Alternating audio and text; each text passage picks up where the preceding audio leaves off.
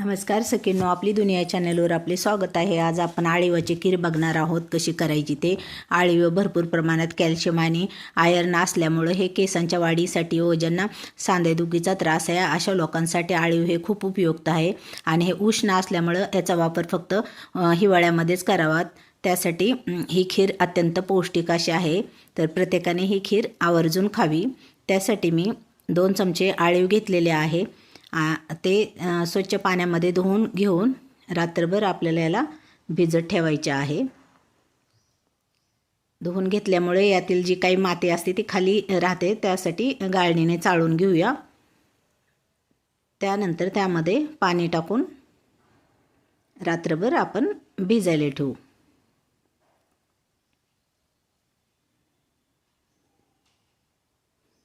सकाळी अशा प्रकारे आळीव फुगून येतात आणि दुप्पट होतात। तर आपण आता हे शिजायला ठेवूया। शिजत आले की त्यामध्ये आपण पाहिजे तेवढे दूध टाकून घेऊया। त्यानंतर त्यात खारीकचे तुकडे टाकून व्यवस्थित मिक्स करून घेऊ। त्यानंतर अर्धा चमचा वेलची पूड, 1 चमचा तूप टाकून व्यवस्थित मिक्स करून घेऊया। आपल्याला चवीनुसार गूळ किंवा साखर टाकू शकता। मी गूळ पावडर टाकलेली आहे।